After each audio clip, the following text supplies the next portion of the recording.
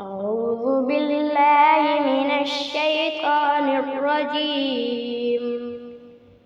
سورة القلم مكية. بسم الله الرحمن الرحيم. نون والقلم وما يسطرون. ما أنت بنعمة ربك بمجنون. وإن لك لأجرا غير ممنون. وإنك لعلى خلق عظيم. فستبصر ويبصرون بأيكم المفتون. إن ربك هو أعلم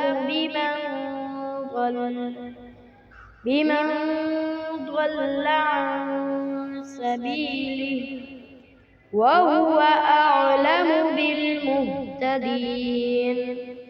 فلا تطع المكذبين. ودوا لو تدهن فيدهنون. ولا تطع كل حلاف مهين هماز مشاء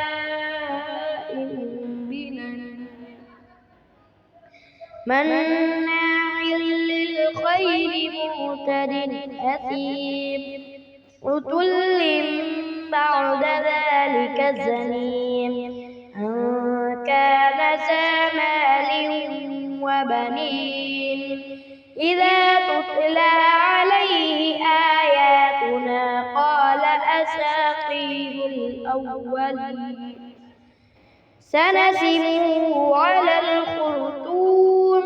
إنا بلوناهم كما بلونا أصحاب الجنة إذ أقسموا ليصرمنها مصبحين ولا يستثنون. فطاف عليها طائف من ربك وهم نائمون.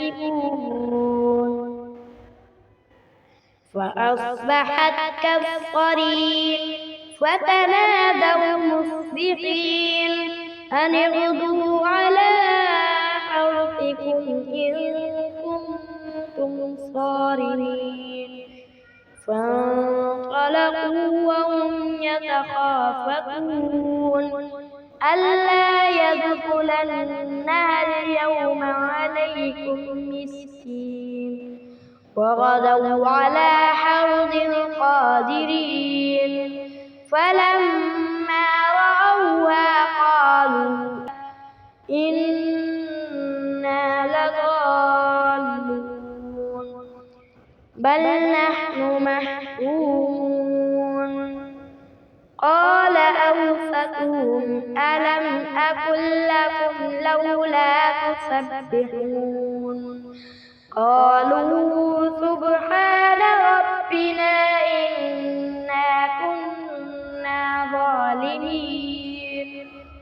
فأقبل بعضهم على بعض يتلاومون. قالوا يا ويلنا إنا كنا طاغين. عسى ربنا أن يبدلنا خيرا منها إنا إلى ربنا راغبون. كذلك العذاب ولعذاب الآخرة أكبر لو كانوا يعلمون. إن للمتقين عند ربهم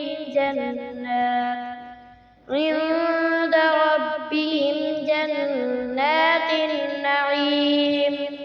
أفنجعل المسلمين كالمجرمين ما لكم كيف تحكمون أم لكم كتاب فيه تدرسون إن لكم فيه لما تخيرون أم لكم أيمان علينا بالغة إلى يوم القيامة إن لكم لما تحكمون سلهم أيهم بذلك زعيم أم لهم شركاء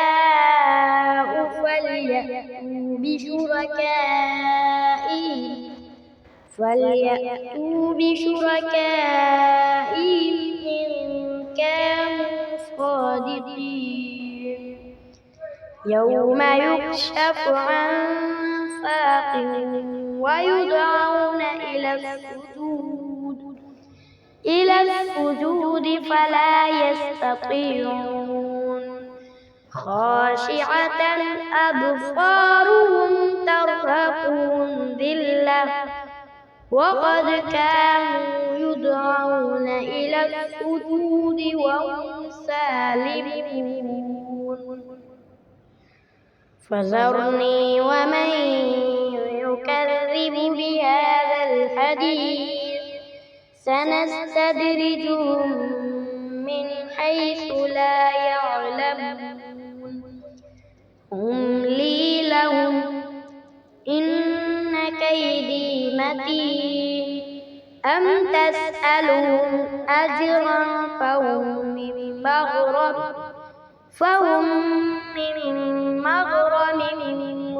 مثقلون أم عندهم الغيب فهم يكتبون فاصبر لحكم ربك ولا تكن كصاحب الحوت